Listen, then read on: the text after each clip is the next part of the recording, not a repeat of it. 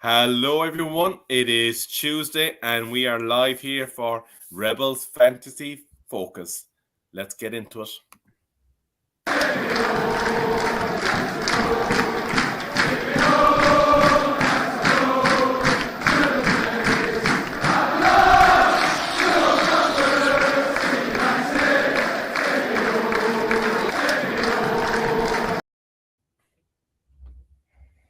You're all very welcome to the show here on this Tuesday evening, and I am back after my 2-week hiatus, and I am joined by my wonderful panelists, Colm and Ross. How are we doing, gentlemen? Are you doing well? All good.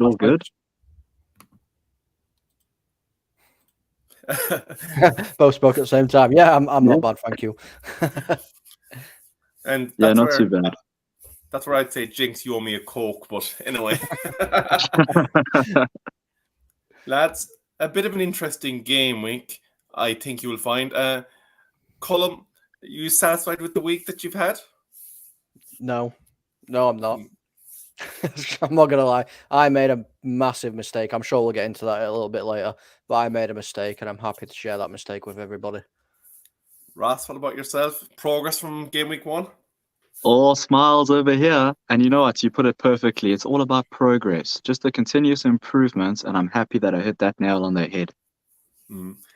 I had an adequate week, I must say. I am quite content with what happened. So without further ado, I do think it's time that we start to check in on those rankings. So if you wouldn't mind, Colin, could you bring up the leaderboard for us? Of course. So, ladies and gentlemen, for the first time, here is your top 10. In first, Darwin's Theory, even though he doesn't have Mr. Darwin Nunez, but he is leading top of the pile with 154 points. Then in second, we have Team Dazed and Confused. Third lays Waden Shows United. And then the top presenter, Mr. Omundi Juma, and also he had the top points in all of the league this week. So, Colm, I think you have his team there to showcase for us. Yep, let me just grab his team for you. But 90 points, he was crowing in the agenda group all day about how elevated his position was, and him being a Final Fantasy or a noob. What a team. So here we are. We got Jose Sa, who got him a penalty save. A very fortunate penalty save, I would imagine. Trippier, Trent, and Cucurella, is it, in the back. And then, as you can see, he had a star-studded strike force. And Ross, it would be remiss of me not to ask you to talk about Ollie Watkins. Stunning. A really great performance from Ollie Watkins. Got 2 assists. And, the way Steven Gerrard put that lineup out, he was playing on the right of a 2 strike force, which is quite interesting. Ollie Watkins has always been known as a goal getter, but now he's becoming an assister as well. And if he continues this run, he's definitely one to have in your team. Absolutely. And I just want to shout out hello to Miss Melina. How are we doing? Welcome to the show. And Kalo and Miss Melina both are kind of flabbergasted at the position that Omundi finds himself in, because, frankly, a bit like us, they don't believe it. But Omundi, I think all you have to do is just breathe, make sure you don't get the altitude getting to you, and the nosebleeds from being in such an elevated position will subside as you drift back to your natural position in due course. Don't bottle it, Monday. Or as Stevie G would say, don't let it slip. Oh, too soon. But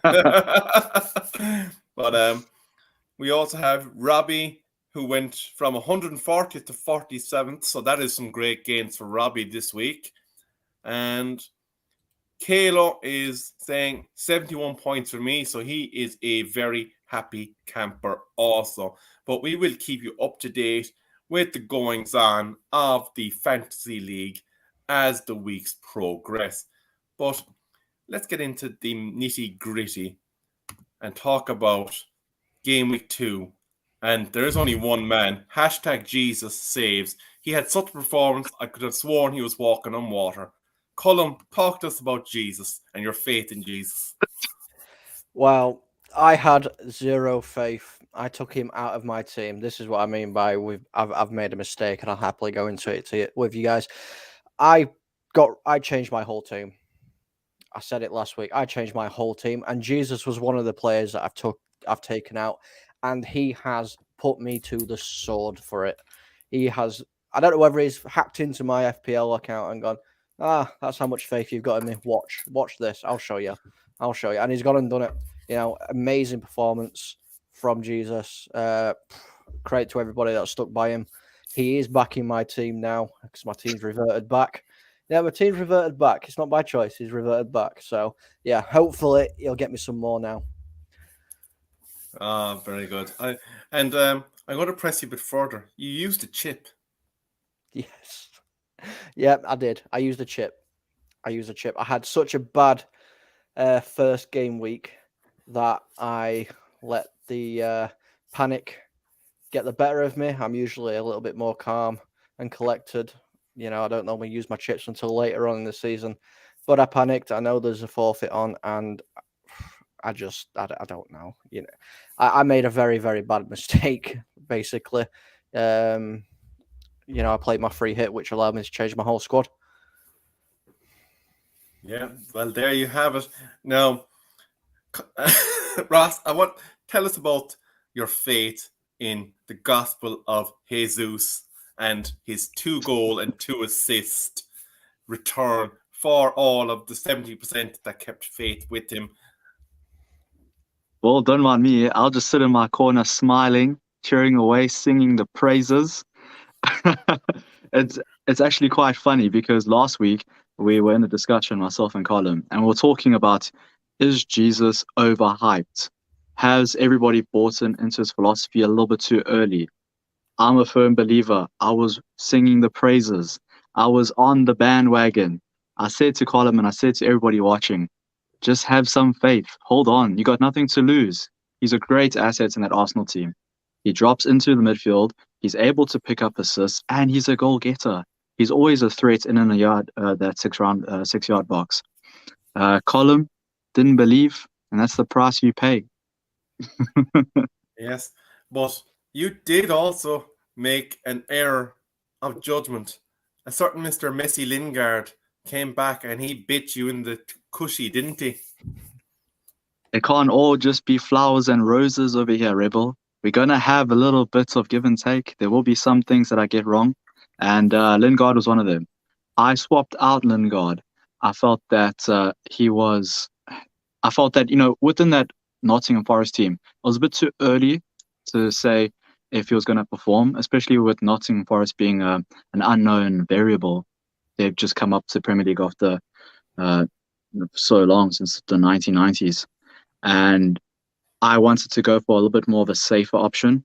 So I put my faith into Leon Bailey at Aston Villa. That didn't pay off for me either. But now that I do have my eye on him, I'll see how his performances in the future turn up. And if it is good, then maybe he'll come back into my side.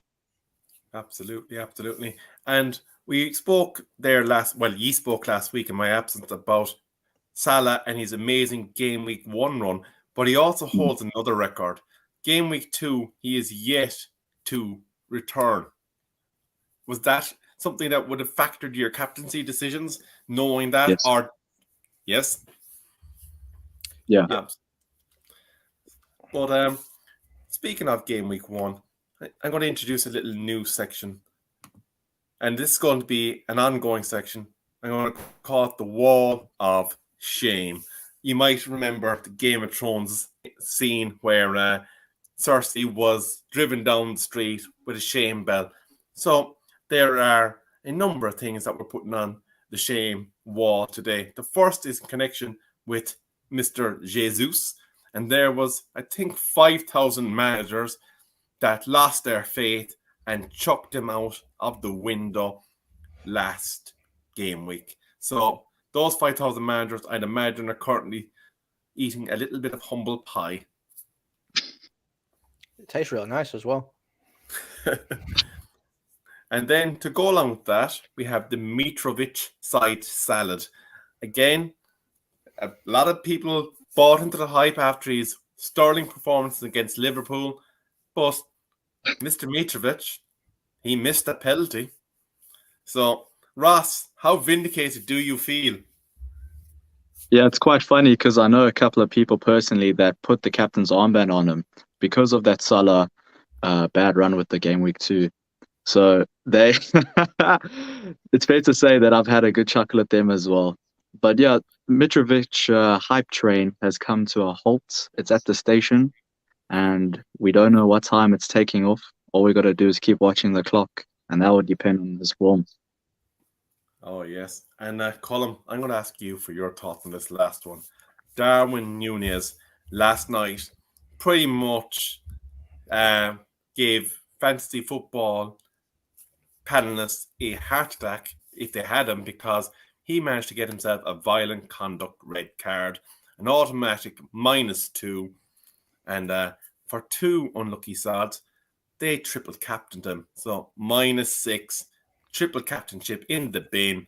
Imagine how you would feel after that. I mean, you wouldn't have thought of it, would you? You wouldn't have thought that he would have got sent off. But I feel the pain. Luckily, I've not fallen into this Nunez thing. I don't think he's going to be in many people's teams now. We clearly see that he can't control his temper. And clubs are going to know this now. The defenders are going to wind him up and keep winding him up, just like what we saw last night.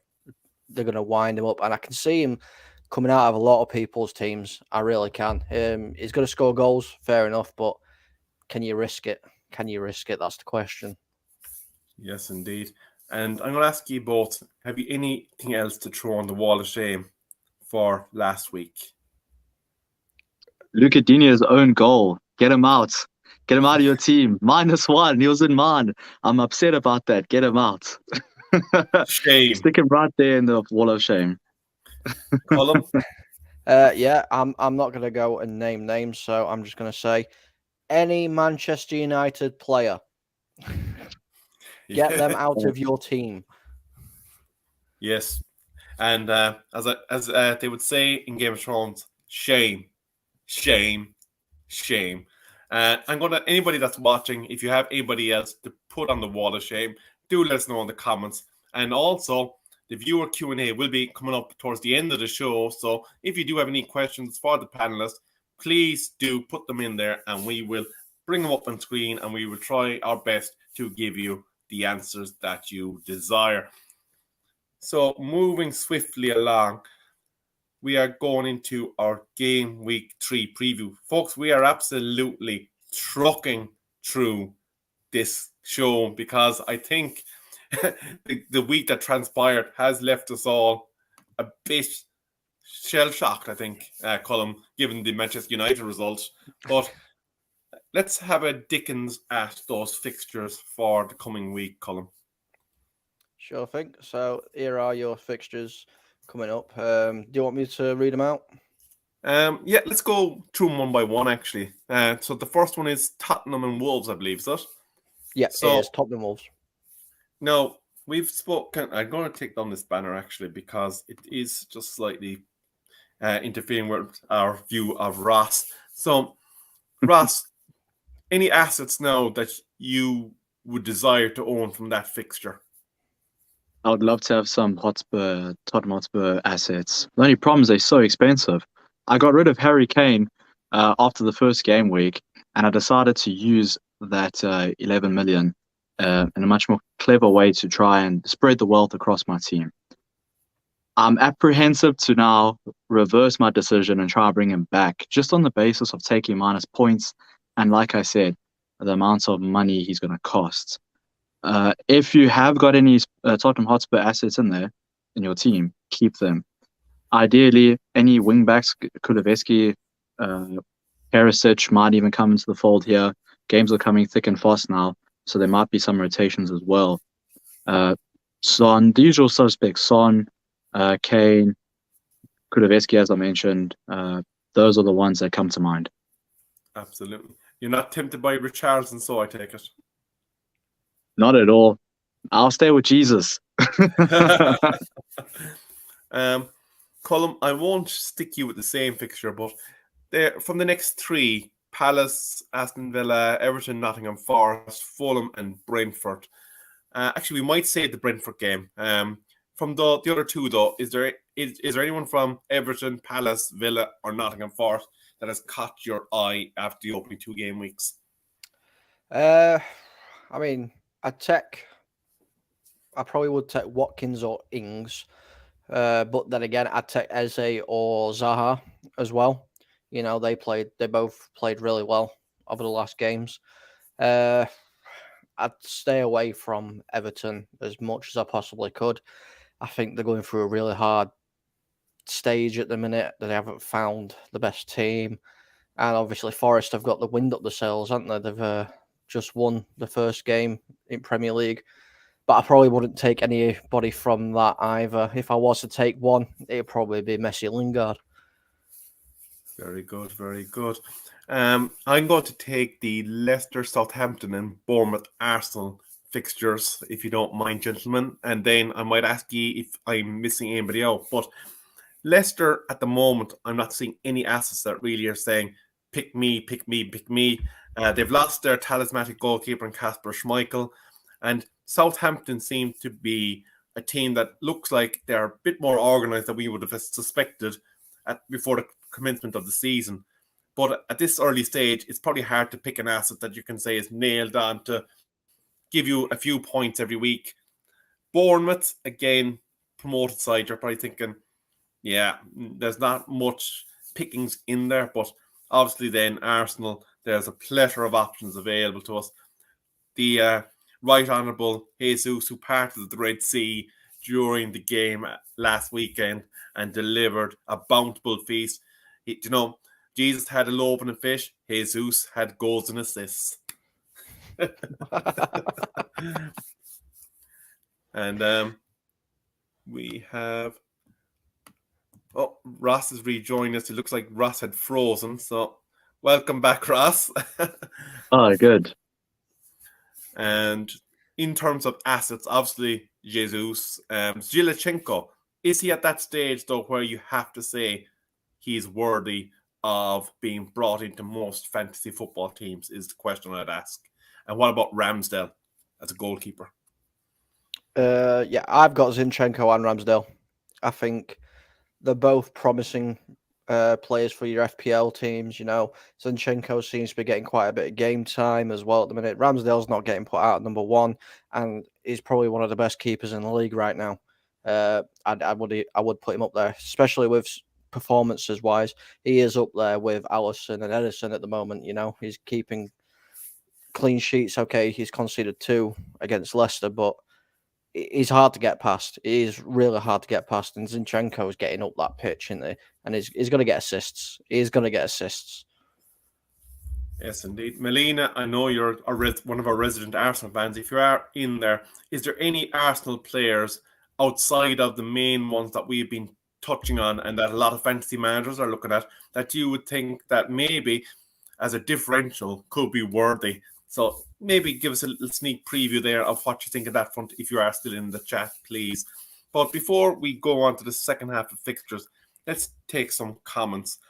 And Kayla saying, I'd pick Lingard for Nottingham Forest and Bowen for the game against Brighton. So the only thing about Bowen this year, gentlemen, I think, is that extra 0.5 doing him a disservice? I wouldn't say so. There's a good run of fixtures coming up.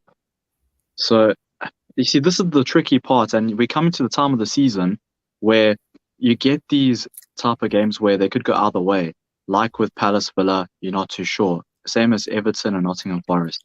And if you have that spare 0.5 laying around and you're willing to take that gamble, go ahead and do it, because it might just pay off big and it might elevate you from your lower positions in your league to bring you higher up. But it's all just depend how much money you still have left in the bank. Yes, indeed. Sorry, then I'm just going to do some reorganizing here because we seem to have a new style of commenting, and it does come over the bottom face. So as my camera is off, I will take the hit on that one. So on Monday, it's saying to us, Newcastle versus City would be interesting, and he thinks City are a bit vulnerable at the back, and he's considering Wilson. So hold on to that question, gentlemen. When we come to the City fixture, we'll have a look-see at that. Eddie's Football Waffle in the building. He's saying we have 16 likes, so please do, if you are liking what you're saying, hit the like button for us. He's saying he's loving the title of the stream. He knew Jesus would start cooking. He was the first player into his fantasy team, so he had the faith. And Colm is just slowly shrinking into the background because he's not liking this. Ross, this one's directly for you. Omundi's asking, hard to pick Villa formations at the moment, although I do trust in Watkins. Young, fit, strong, once impressed in a World Cup year and hardly ever injured. Does that hit the mark for you? Indeed, it does. Another little player to keep an eye on is Emi Buendia. Coutinho is far too inconsistent. I feel like Philippe Coutinho only really shows up on the big games, whereas Emi Buendia, you'll get at least a 7, 8 out of 10 every game week. And I can see Steven Gerrard being under pressure to start dropping Coutinho for Buendia. So just want to keep your eye out for the future game weeks as well, to complement Watkins. And actually, I'll also hit you with this one. Is Zaha a player that you will fear in his attacking talents when they play this weekend coming? Zaha, Eze, and Jordan Ayew. Those players are extremely dangerous. And Crystal Palace, the way they play, especially with their back five, they like to soak up the attack and hit the opposition on the counter. And with those players running at you, there can be big trouble, big problems. And any one of those players are really valuable to have in your side. Hopefully, for me, personally, they don't perform against Villa. But for your FPL team, they might be a good asset. And Kalo finally is saying, Colm, if Jesus blanks, he's coming for you. No worries. But hang on. Do we have any more? Stay away from Arsenal defenders, says Go Paul. I just seems we just talked about Arsenal. Is that something that you feel is justified? I'm going to have to disagree. I'm really going to have to disagree with it. Arsenal this season so far, like I said, yeah, okay, they've shipped 2 goals, but they look more like a solid unit now. They've got that. Is it Saliba? He looks like he's going to do great things for Arsenal's defense this season. I mean, that own goal he scored, not much he could have done. He had to defend the ball. You know, it's just unlucky that he's put it into his own net. But if he didn't, then they probably would have conceded a goal anyway. But yeah, no, I don't agree with that. I think Arsenal have got some really good defenders, and it's going to be hard to even get through to the defense. I mean, the midfield looks solid as well. So, absolutely. So, there's 4 games there before we discuss the Manchester United versus Liverpool game. That is Newcastle versus City, West Ham versus Brighton, Leeds versus Chelsea, and of course, the one that we skipped, Fulham and Brentford. Now, I want you to put your differential caps on. And if you were to put, number 1, a differential player just on points, or 2, a differential captain, just give me a little, where would you risk? Who would you bring in? I'll start with you, Ross. The Brighton defense looks extremely, extremely good at the moment. So there was Lewis Dunk I was having a look at. He's also one on my watch list. A couple of weeks ago, I was actually speaking about budget defenders, and the Brighton team came to mind because the way they play, they've got tall, physical defenders, and they're extremely dangerous from set pieces. And they're playing West Ham, who are, well, they've lost 2 games in a row. Yes, the first game was against Man City, but you can see their confidence took a huge hit against Nottingham Forest. So once you're in that slump, it's hard to get out of. Brighton are flying high, and they could capitalize on it. So if I was going to be picking any differential players, it would probably be Lewis Dunk. Lewis Dunk. Colm? I'm going to go for the Fulham-Brentford game. And I'm actually going to talk about somebody that I've brought in. I didn't do it in time for the game just gone, but I'm going to talk about Ben Mee. I think Ben Mee is going to be a very, very good asset in quite a few teams. He's not too expensive either, which is great. And, if Mitrovic isn't scoring, I don't see where Fulham are getting goals from. So you're going to get points right there for Ben Mee anyway. And it can pop up with a goal for you as well. So it could be one to watch. I think out of all of them there, I'd probably say Brentford have more or less the easiest game there. So yeah, I'd do it. I'd do Ben Mee. Ben Mee, okay. I'm going to offer a differential captain from the fixtures, all the fixtures, and I'm going to ask for your viewpoints on it. And he looks like a player that seems to be very much in tandem with what Jesus is doing. And could Martinelli, during the course of the season, be actually someone that you might consider sticking the armband on just as a potential to get you a differential ranking, because he does seem to be in and around all the attacking threat that Arsenal has? Yeah, definitely. Martinelli, when the season first started, I think he was only going for 6 million, and that's a steal. Obviously, we didn't predict that back then, and it's always hard to predict these things. But if we can catch his wave of form now, when it's still early, and keep him throughout the season, it'll be extremely beneficial to his side. And captaining him is a huge shout, Rebel. In fact, I dare you to captain him so we can have a chat about it next week and see what the results were. But yeah, it's a good shout. And if you want to try and get those extra points and just, nick a couple places amongst your leagues that you're all in, then it might be a possibility there. Absolutely. Colm, what would you think of differential Martinelli? For 6.2 million, it's a no. It's a no for me, I'm afraid. Yes, he's had a very good start to the season, but it's not about the start. It's about the longevity. He's had a good games, but is he going to be able to keep up these good games? We know Bournemouth are a good side. They can actually play some football. It'll be interesting to see what he can do. I think he probably will get some points, but I won't put him as my captain. I just don't think he's going to do enough in order for me to turn around and say, yeah, I'll get him in and put him as my captain. I know you're a bit of a doubting Thomas, but I'm going to put in a counterpoint to your argument. You remember there when Leicester won the league, that Mahrez and Vardy, nobody said that they would be able to keep up that run of form. And we all ended up with yolk on our face that time. Is this potentially the Mahrez to Vardy situation repeated? No, Leicester won that league because everybody else was poor. You can't say that about this season. It's true. That's why Leicester won the league, because everybody else was below par. I don't see that happening at all this season. They've still got to get through teams like City and Liverpool and Chelsea and Tottenham, and I don't think Martinelli is going to be any good in those kind of fixtures, to be honest with you. I really don't. Ross, you're hearing a lot of slander for the abilities of Mahrez there in that statement. But do you think that Martinelli will end up ultimately blowing out of steam and being pretty much unceremoniously dumped on teams? This game week. Hello, can everybody hear me? Jesus, Save me like you saved the FPL team, please. All right.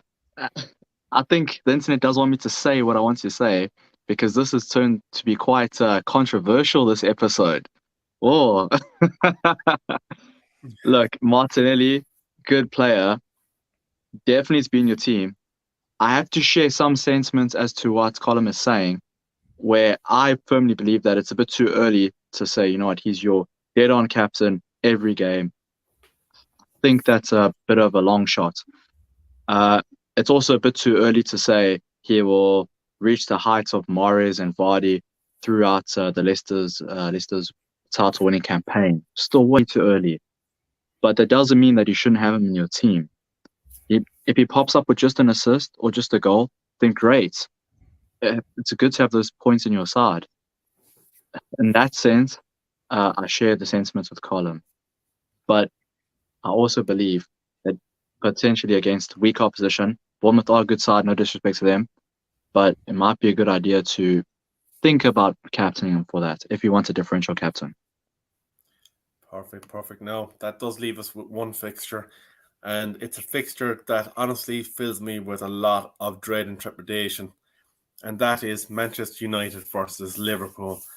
And it probably doesn't come as a surprise that I cannot recommend a single Manchester United asset for that game. I'm hoping that we will do something against them, because ironically, if we were to beat them, we would actually jump them in the league. So that is such as the fortunes of both teams at the start. But we saw an absolute cracking goal from Diaz last night. Is he starting to say that I will be getting in ahead of Jota? Yeah, he's gotta be. Diaz is well. What can you say about Diaz? I mean, I watched the game last night. He basically rallied Liverpool, didn't he, and dragged them from the depths all on his own. Basically, he's got to be a starter over Jota. He really does have to be a starter over Jota. But I can give one Man United player, well, one person from Manchester United that you should have a look at in your team, and that's Dean Henderson. Oh, yes, indeed. So, any other final thoughts on the game week? Players that we haven't spoken about that you have secretly stashed in your lockers that you don't want to announce to the wonderful viewers. Give us one little sneak peek, Ross. Anybody that you have that's a bit out of left field on your watch list? Yeah, we were speaking about it before the show started. Koulibaly. I've taken him on. Oh, excuse me. Yeah, it's like the show doesn't want me to reveal the secrets today, trying to cut me off the internet and choke me. Koulibaly. We were speaking about it before the show started. I've taken a -4 hit just to have him on my side, because I feel that he is the easiest route into that solid Chelsea defense. And if you can get him, if he's in your team, first of all, don't transfer him out. He's a great asset to have, and he's one that I've got in my team for the next game week. Colin? Well, yours and mine are going head to head, I believe, Ross, because I have put Rodrigo in my team. He's on a good little run of form at the minute. He's clearly showing he can score goals. So that's going to be an interesting battle to see which one of me and Ross come off best there. But no, I think Rodrigo will do pretty well against Chelsea. He's got the pace. He can finish. He's pretty decent in air as well. So that's my little gem, hopefully, this week. Very good. And the last question I have, Matty Cash, Ross.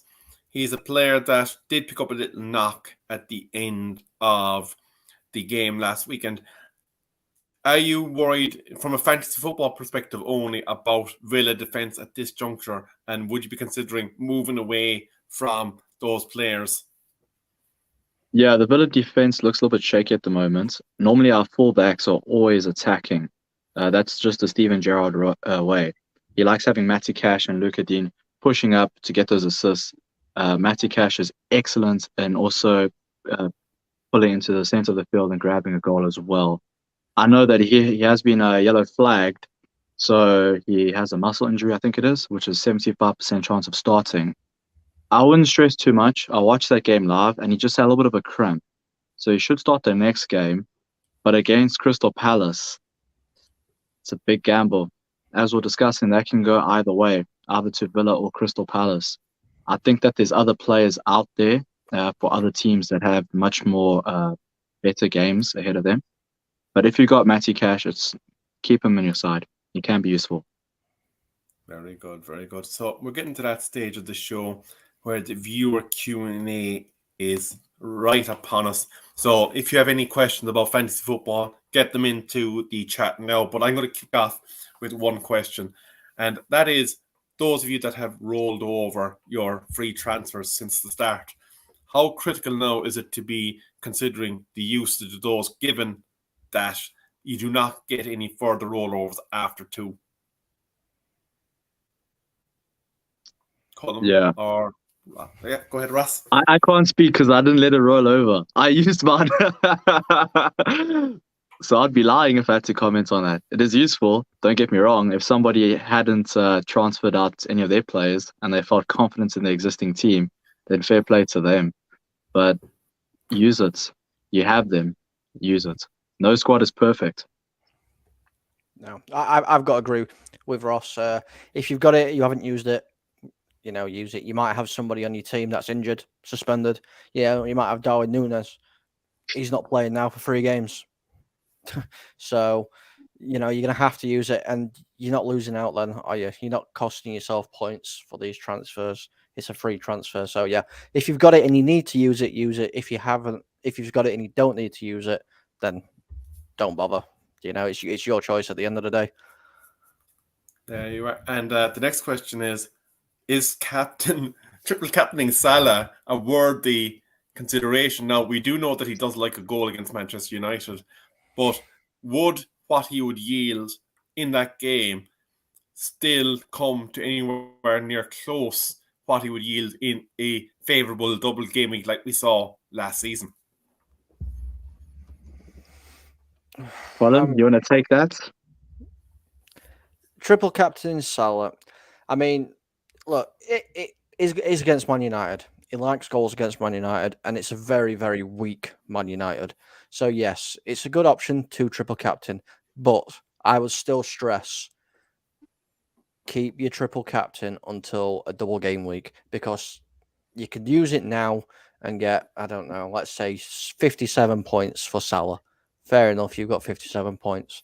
But if you hold it, you've got that double game week, your 57 points could go up to 110, if he has really good games, or whoever your captain is has really good games. So I would keep my triple captain until a double game week. On a serious note, though, I just want to pose that question to you guys since we're on the Man United Liverpool topic. Will that game go ahead? I'm not sure if this was discussed between you guys on the other Man United agenda forums, but from what I hear, there's some unrest bubbling up. Is there a chance that game could get cancelled or postponed? Mind if I come in briefly on that? My view on this is, obviously there's been learnings taken by the Greater Manchester Police from the last time that unrest bubbled, and I'd imagine that the exclusion zone will be much further out from stadium, and that there'll be an instruction for teams to arrive far in advance, and they will have got them into stadium. So if they have to play with the Greater Manchester Police keeping the protesters a mile down the road in an empty stadium, they'll do that. So I don't think there's a danger of cancellation of the game.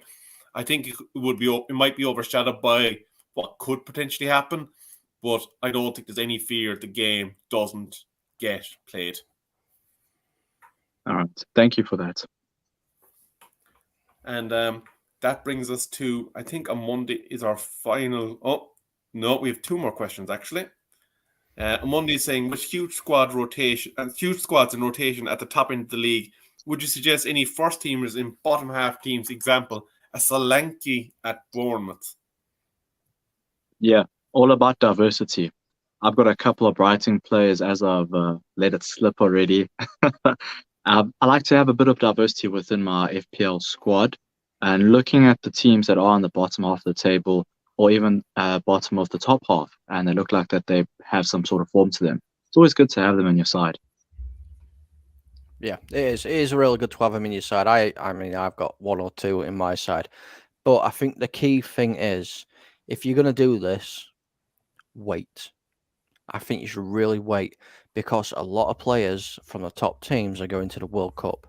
A lot of those players are either going to pick up injuries or be extremely tired.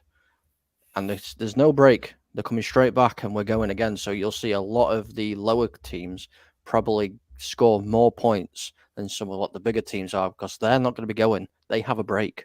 They're going to be all refreshed and ready to go. Yes, indeed. Now, Kayla's asking, Kayla's saying, I'll just captain Salah then. Go, Paul. Is asking, Jesus, Salah, or Haaland?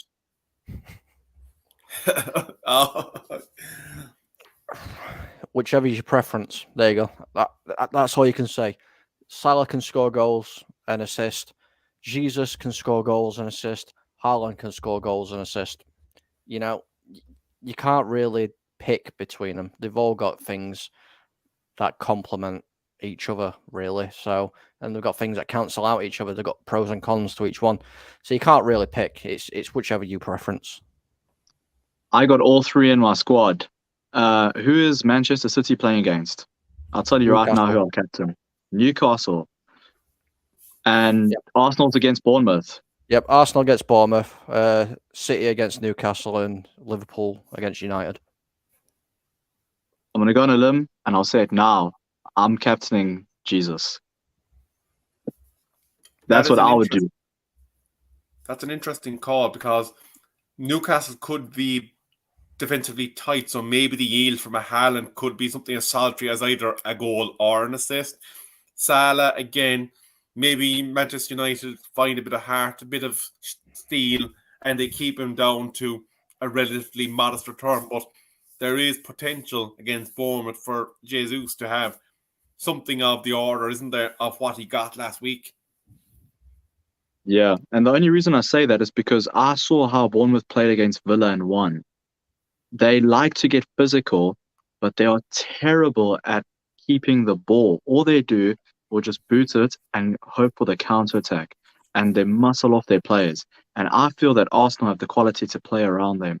And Jesus, as we're saying, he likes to slip into midfield and change his roles from being an advanced attacker to a false nine and just coming in to collect the ball and driving on. And I feel that because Bournemouth will be dropping deep and having a low block, that might be the slight advantage to why I'm going to captain Jesus compared to Salah or Haaland. Thank you very much for that insight, Ross. Now, Ross, before we get to the closing stages of the show, please do let the viewers know where they can find you, where they can get at your socials, etc. Socials? I'm always here. I'm socializing here every Tuesday, guys. But you can find me on Instagram as well. I am at Rose, so it'll be @_ROZZAY_. Very good, very good. And Colm, I think you've been on the road to Damascus. You've seen the light, and your name was Saul. Now you're Paul. But will you mistake Jesus again during the season? That is the question. Not a chance. Jesus is in my squad, and he's staying in my squad. That's good, my child. I have seen the light. And to quote Jeremy Clarkson, and on that bombshell, it is time to end the show. I want to thank my two wonderful guests for their insight, and you, the viewers, for without who this show would not be possible. If you have any further questions, please do not hesitate to put them in the comments after the show. And even any of your friends, if they are interested in FPL, please do invite them along. We have no objections to any supporter of any creed or denomination in the Premier League coming to speak with us about the religion of fantasy football. But until next week, thank you all, and a very good night to you.